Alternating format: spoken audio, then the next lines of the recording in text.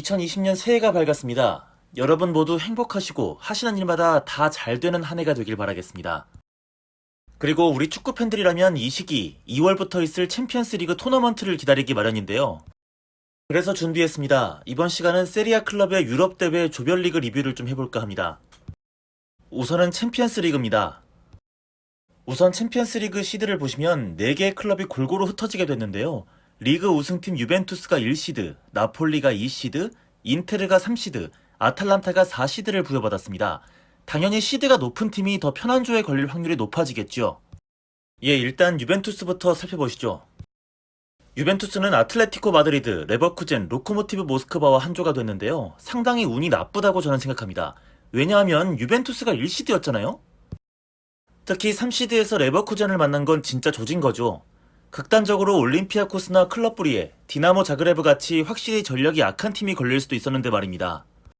거기다 지난번에도 한번 말씀을 드렸는데 4시드로 만난 모스크바는 원정길이 너무 멀고요. 그리고 아틀레티코 마드리드와는 지난 시즌부터 약간의 앙금도 남아있는 사이기도 합니다. 이렇게 나름 까다롭다면 까다로울 수 있는 조에서 유벤투스는 무려 5승 1무를 기록하며 압도적으로 16강 진출에 성공했는데요. 첫 경기는 마드리드 원정이었습니다. 유벤투스는 먼저 2골을 집어넣고 경기를 잘 풀어가다가 아틀레티코 마드리드에게 세트피스로만 2골을 내주면서 이 경기를 비기고 말았습니다.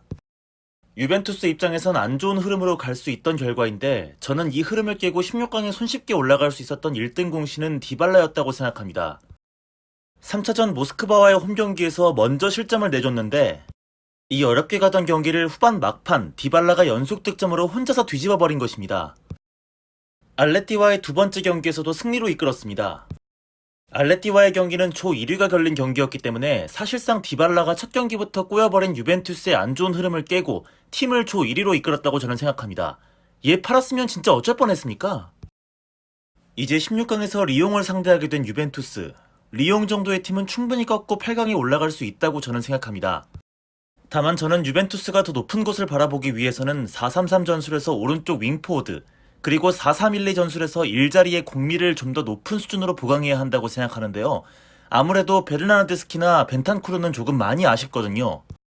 이 와중에 제가 말씀드린 두 자리에서 모두 좋은 활약을 보여줄 수 있는 완벽한 조각을 유벤투스가 찾아냈는데요. 현재 파르마에서 좋은 모습을 보여주고 있는 쿨루세프스키입니다. 그리고 제가 지금 이 영상을 만들고 있는 와중에 쿨루세프스키 영입 오피셜이 떴습니다. 하지만 현재 파르마에서 임대 신분이기 때문에 남은 시즌은 파르마에서 계속 뛴다고 하는데 그 점이 많이 아쉽습니다. 바로 데려왔다면 큰 힘이 됐을 텐데요. 다음은 나폴리 이야기입니다. 나폴리는 리버풀, 잘츠부르크, 겐크와 한 조가 됐는데요. 나폴리도 조가 썩 마음에 들지 않았습니다. 우선 지난 시즌 챔스 우승팀 리버풀을 2년 연속 또 만났습니다. 여기서부터 재수가 더럽게 없었는데 그래도 지난 시즌보다 낫다는 게 참 우픈 현실입니다. 지난 시즌엔 리버풀에 8위까지 한 조에 있었거든요. 짤츠부르크가 만만치 않은 팀이라고 하지만 8위보다 어렵겠습니까? 근데 나폴리가 참 한 번씩 변태 같은 팀입니다. 지난 시즌도 리버풀과 잘 싸워놓고 지베지다를 못 이겨서 리버풀의 다득점으로 밀려 16강에 못 올라갔거든요. 그 전 시즌은 제법 수월한 조였지만 샤흐타르한테 지고 페에노르트한테도 져서 16강 못 올라갔습니다. 약팀을 못 이겨요 잘. 이번 시즌에도 첫 경기 리버풀을 상대로 2대0으로 잘 이겨놓고서는 뜬금없이 겐크와 잘츠부르크한테 발목이 잡혔습니다. 하마터면 또 16강 못 갈 뻔했죠. 진짜 알다가도 모를 팀입니다. 알다가도 모르겠어서 그냥 쭉 모를래 이제. 특히 이 시기 나폴리는 선수단 항명 파동까지 겪으면서 분위기가 최절정으로 안 좋았던 시기였는데요. 그럼에도 불구하고 리버풀 원정에서 비긴 것이 16강 진출로 이어졌습니다. 나폴리의 선수단 항명 파동을 간단히 정리하자면 다음과 같습니다. 계속된 리그 부진이 이어지자 회장이 선수들에게 합숙 훈련을 지시했는데요. 이걸 선수들이 쌩까고 그냥 집에 가버렸습니다. 주동자는 메르텐스나 알랑, 인시녜, 지엘린스키 같은 핵심 선수들이었고요. 그래서 빡친 회장은 선수단 물갈이를 천명했습니다. 이 사건을 두고 무슨 애들도 아니고 선수들을 합숙까지 시키려 했냐며 나폴리의 데 라우렌티스 회장을 비판하는 의견도 있던데 어느 정도는 동의합니다. 근데 저는 개인적으로 항명을 했던 선수들의 잘못이 더 크다고 생각합니다. 부당하다고 느껴지더라도 일단은 지시에 따르는 게 맞지 않을까요? 뻔히 팀 분위기가 막장으로 흘러갈 게 뻔한데 말입니다. 리그 망했고 챔스도 망할 뻔했잖아요? 저는 아주 책임감이 없는 행동이었다고 생각합니다. 씨발놈들이 책임감이 없어서 그래. 어쨌든 팀을 챔스 16강에 올려놓은 안첼로티는 결국 잘렸고 챔스 경력이 아예 없는 가투소가 새 감독으로 챔스 토너먼트를 치르게 되겠습니다. 아이러니한 건 밀란 감독으로 그토록 나가고 싶었던 챔스 무대를 나폴리에서 경험하게 됐다는 건데요. 이쯤 되면 밀란에서 잘린 게 오히려 행운이었을까 싶습니다. 아니 근데 나폴리는 왜 이렇게 운이 더럽게도 없을까요? 16강에서 바르셀로나를 만나게 됐어요. 야 진짜 조별리그에서 챔스 우승팀 만나고 16강에서 챔스 4강팀을 만나고 진짜 미친 거 아니야? 꼭 복수해주세요 나폴리 형님들. 응원하겠습니다. 다음은 인테르 차례입니다. 개인적으로 조 추첨식에서 오랜만에 스네이더 얼굴을 볼 수 있어서 참 좋았는데요. 이 양반이 인테르 종이를 뽑은 이후부터는 욕밖에 안 나오더군요. 이런 의리 없는 새끼. 그렇게 만들어진 조는 다음과 같습니다. 네, 죽음의 조였죠. 바르셀로나, 도르트문트, 슬라비아 프라하와 한 조가 됐습니다. 뭐 이따구로 꾸려졌던 지난 시즌보다 낫긴 합니다. 얘는 이 시즌에 챔스 4강까지 갔고요. 얘는 결승까지 갔으니까요. 얘도 전력이 좋은 팀이었고요. 근데 이때는 인테르가 4시드였단 말입니다. 충분히 수긍할 만 했어요. 아니 근데 시드가 3시드로 올라갔는데 왜 또 이런 조를 만나야 되는 거냐고요? 진짜 기분 역같더군요. 그래도 일단 슬라비아 프라하라는 족밥이 하나 있어서 그나마 안도는 했었답니다.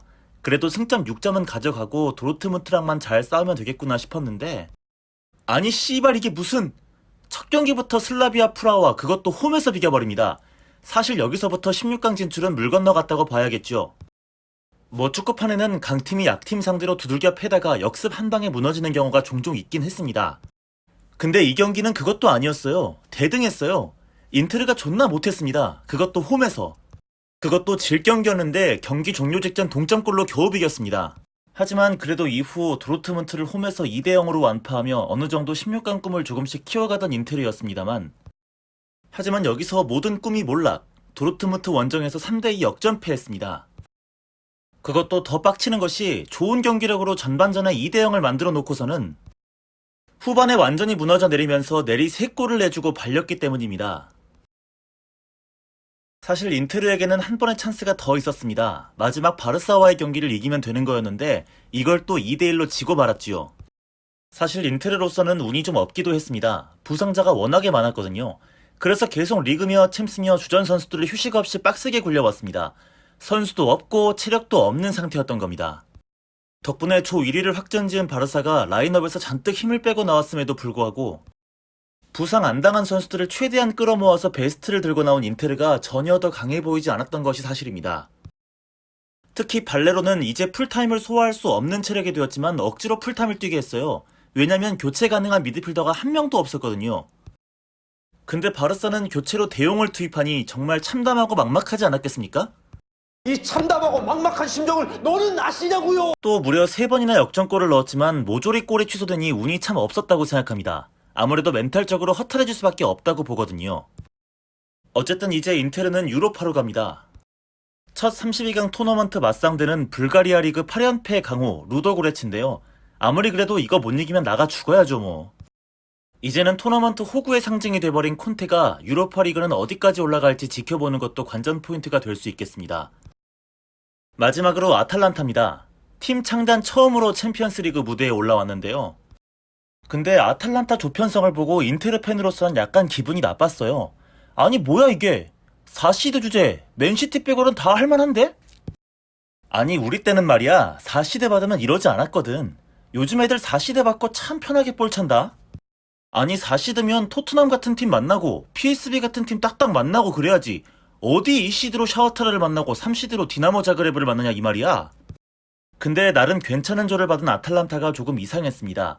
뭐 맨시티한테 떡발린 거야 당연한 건데 첫 경기 디나모 자그레브한테 4대0으로 개털린 건 좀 문제가 많이 심각했죠. 아무리 그래도 전력 차이가 있는데 4점 차 패배라뇨. 거기다 샤흐타르에게도 2대1로 역전패하면서 아탈란타는 첫 3경기를 전패하게 됩니다. 이 새끼들 챔스 처음 나가더니 많이 쫄리나 싶었었죠. 와 쫄이나? 막 쫄이면 쫄인다든가 쫄이나? 어쨌든 3경기 전패로 누가 봐도 아탈란타의 16강 진출은 가능성이 없어 보였습니다. 유로파리그도 나갈 수 있을지 모르는 상황이었죠. 3경기를 치른 후 4팀의 순위인데 맨시티를 제외한 2팀도 벌써 승점을 4점이나 벌어놨었거든요. 그리고 4차전 맨시티에게 선취골을 내주면서 저는 끝났다고 봤습니다. 하지만 반전이 있었습니다. 맨시티와 무승부를 거둔 겁니다. 이 결과가 대단한 것은 이탈리아 최고의 짐승 같은 새끼 두반 자파타가 부상으로 빠졌음에도 이룬 결과라는 겁니다. 그야말로 최고의 반전이라 할 수 있겠습니다. 이후부터 완전히 살아났습니다. 5차전 디나모 자그레브를 2대0으로 꺾고 마지막 샤흐타르를 3대0으로 개털어버리고 스스로의 힘으로 16강을 확정지었습니다. 3연패하고 16강 엄청난 반전이지요. 물론 운도 좀 따라줬던 것이 16강 경쟁자였던 디나모 자그레브와 샤흐타르가 두 번의 맞대결을 모두 비기면서 아탈란타가 올라갈 수 있는 가능성을 높여줬지요. 그래도 참 대단한 결과를 만들어냈습니다. 사실 유니폼이 비슷해서 저는 인테르 동생이라고 부르곤 했었는데 이제 그렇게 생각하지 말아야겠습니다. 사실 창단 연도도 인테르보다 1년 더 빨라요. 동생이라고 생각한 적 한 번도 없어. 이제 아탈란타는 16강에서 발렌시아를 상대하게 됩니다. 우리 강인이 덕분에 TV 중계로 편하게 볼 수 있겠군요.